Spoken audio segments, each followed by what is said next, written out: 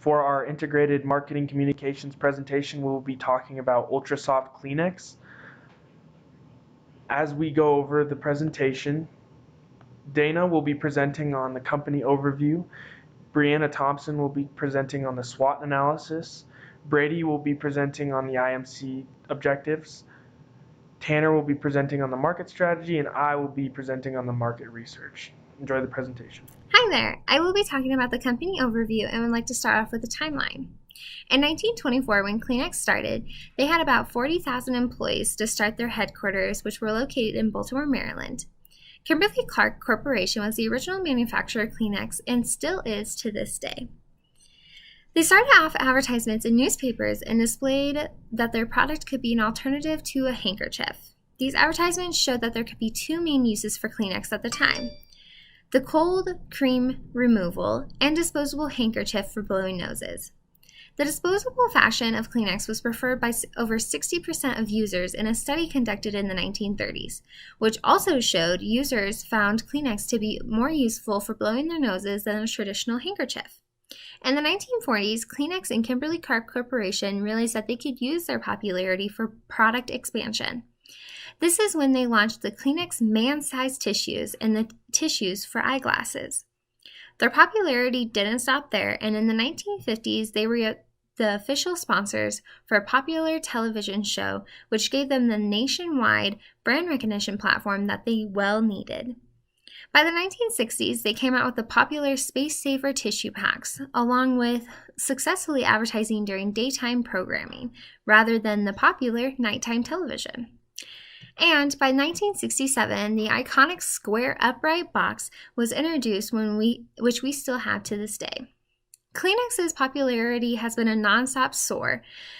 They have over $18 billion annual revenue consistently, and in the past year, they have overperformed. Unfortunately, with the COVID-19 pandemic, which is happening currently, they are actually expected to increase their revenue substantially due to their popularity and that they are a cleanliness product.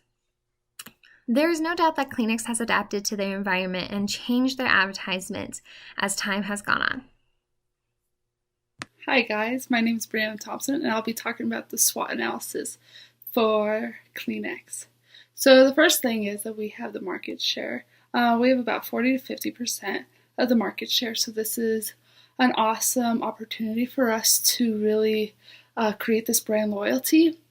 The second is Kleenex and facial tissue is used interchangeably, so most people will say, "Pass me Kleenex," when in fact it is facial tissue. And so that's a huge strength because that gets our name out there, and then people just come to think of them as synonyms. And so, and the last strength we have is we're known for our care aspect. Now, Kleenex has worked on this for a long time, just really trying to give back to the community and especially to wildlife. And so as a whole, Kleenex stands for way more than just facial tissues, but instead giving back. Now our weaknesses are we have a higher price point compared to the competition. So younger people or lower income consumers are less likely to buy our products because of this high price margin. We also are in a very competitive market. There's tons of different companies that are trying to get people to buy their facial tissues. And so with this, even though we do have this market share, we just can't get complacent. The last one is we have this negative relationship with facial tissue and being sick. So whenever most of us think about facial tissues or Kleenexes, we think about being sick and not like we're feeling the greatest or wanting to do anything. So trying to get rid of this bad connotation is something that we're always striving to do. So we have some really awesome opportunities. And so the first one is we really want to capitalize on this care aspect. So like I said, we really give back. And we've been doing this for years and years and years. So we can really just emphasize that what we are giving back really does matter. And this really shows our consumers that it's not just about the paycheck, but it's about giving back to what we truly believe in. And so the second opportunity is being more appealing to a larger consumer base. If we were to open up and have different price points, we could appeal to a larger consumer base. This would be having maybe not as great quality facial tissues for that lower income, but also having maybe more luxury facial tissues for people willing to spend that extra dollar. And then our last opportunity is more products. So by expanding our lines of goods, we can attract more consumers, both high and low incomes, young or old, and then those that are also worried about sustainability. So the last part is threats. Our first threat is generic brands. So generic brands like your Kroger or your Great Value, they will usually outperform us in the price point because usually they have a lot lower product, and so they are able to just get those lower income consumers and maybe those younger consumers. And since we are more on that luxury side of facial tissues, we are losing this lower income consumers, which could ultimately drive us to lose a lot of consumers and income from that. So our second threat is our environmentally sustainability. Now we are already working towards that, but a lot more of this movement of sustainability is coming about. So we are needing to then move to be more sustainable ourselves. And then our last one is the lack of design. So since everything is so ever changing now, we just need to keep up with that, and we need to be the go-to facial tissue that people recognize right off the bat, and that's the one they're drawn to when they look at all the different facial tissues. My name is Brady, and today I'm going to talk to you guys about the IMC objectives for Kleenex. Basically, I'm going to talk about what they've been doing in the past as far as their marketing communication objectives and what they're doing currently, and then what we believe with our new plan will be successful to get them to the next step. So in the old way, this kind of refers back to the early times when Kleenex first started developing their products, all the way up until what they're doing right now. So in 1924, when Kleenex first came out, their sole product was a cold cream remover. So completely different than what they do now. As time has gone along, obviously they've added a lot more products to that product line. This includes stuff like paper towels, napkins, toilet paper, and of course facial tissues, amongst many other things. So the first ad they created was in a magazine back in the early 1930s. This is kind of when they first began to implement their care strategy. They were more concerned, that the customers were really believing in them as a company and truly believed that the company cared about them, whether it was just saving them money or just generally looking out for their health. So now you fast forward a little bit further till today. They do have a social media presence right now. They use Facebook and Twitter. Their Facebook primarily is basically their product info. So it's the current products they have out, some info about that, as well as the products that they're developing and trying to come out with in the future. So they have some information about that.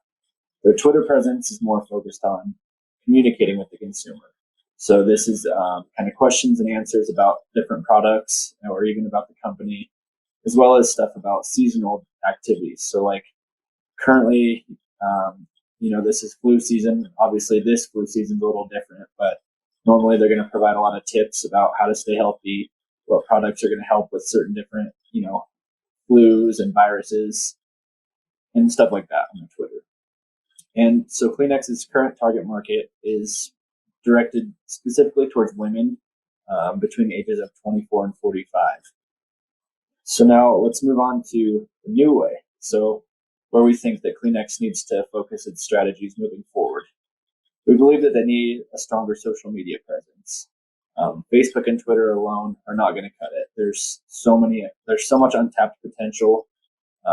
Many people that can be reached with different social media presences. So things like YouTube, Instagram, Snapchat.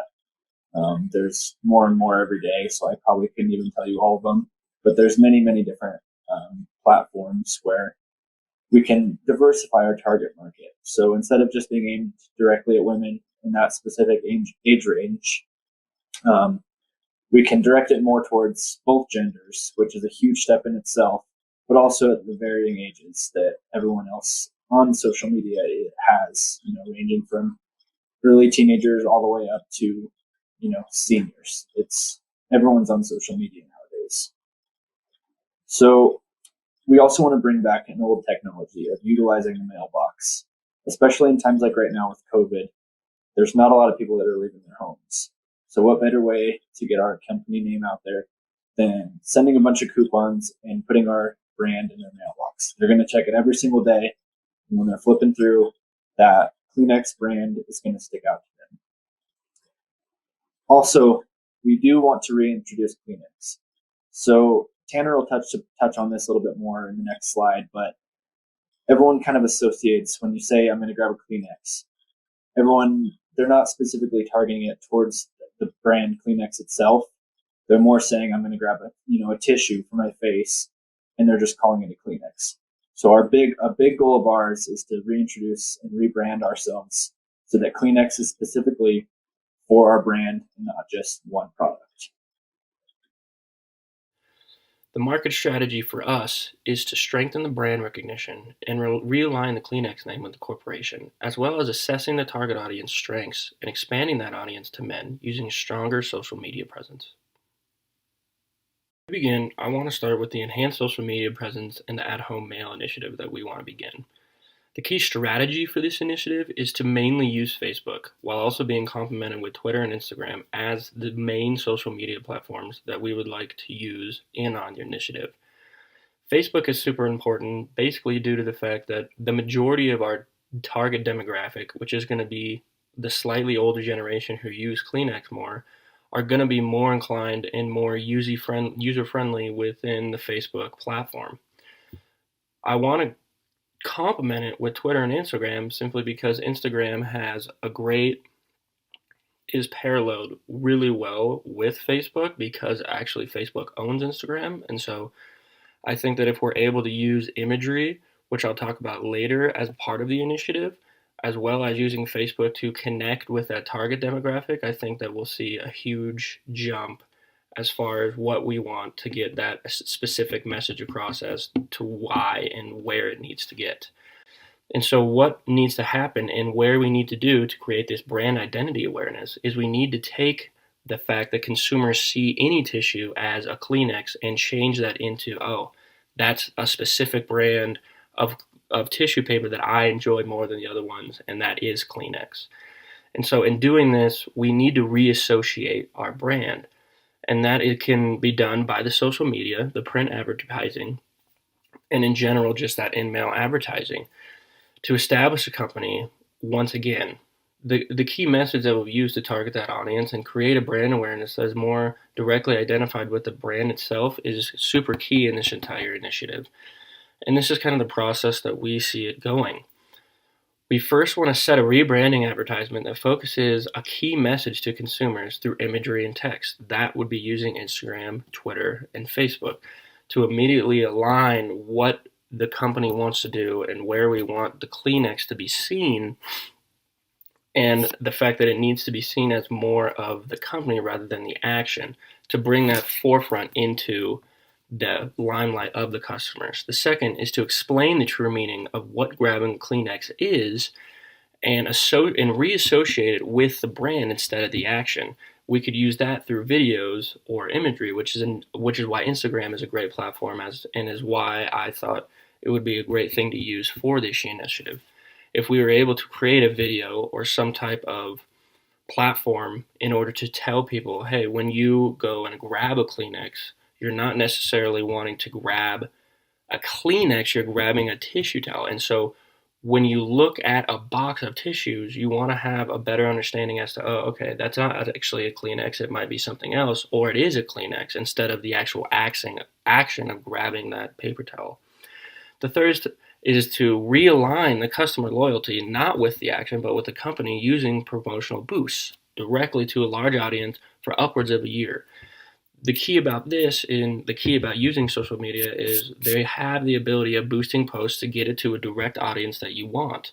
And so after we find and associate ourselves with that key demographic audience, which is women and also now men, to expand it, we can then bring our brand identity awareness initiative into those promotional boosts and bring that target audience through an entire year to more understand that Kleenex is in fact a very good brand of tissue, and then instead of you grabbing that Kleenex, you are now associating yourself with that brand, which brings me to the fourth point of subconsciously recognizing after that year of constantly seeing those ads that when you grab a tissue, you're no longer grabbing a Kleenex unless it is a Kleenex. You're more associating a good tissue with a good tissue brand.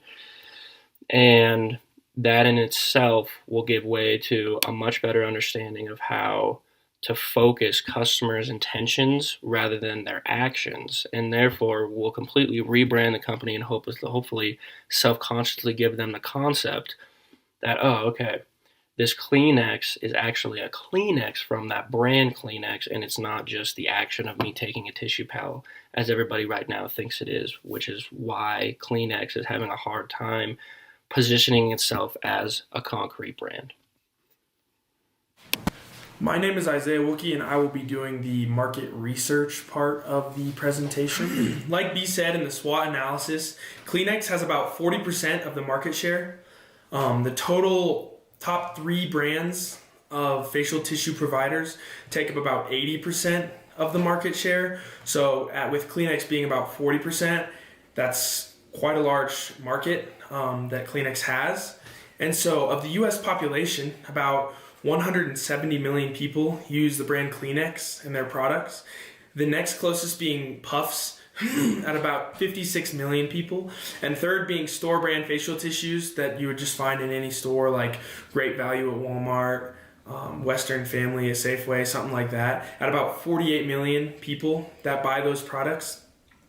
So as you can see, Kleenex is largely ahead of all the rest. So just also like B said, we can't get complacent in how we do target our market and do research for the market that we're preparing to do advertisements for. And so with that, there is a couple other brands, but they make up that 20% of the market share that I didn't talk about, and they don't really provide much competition for us.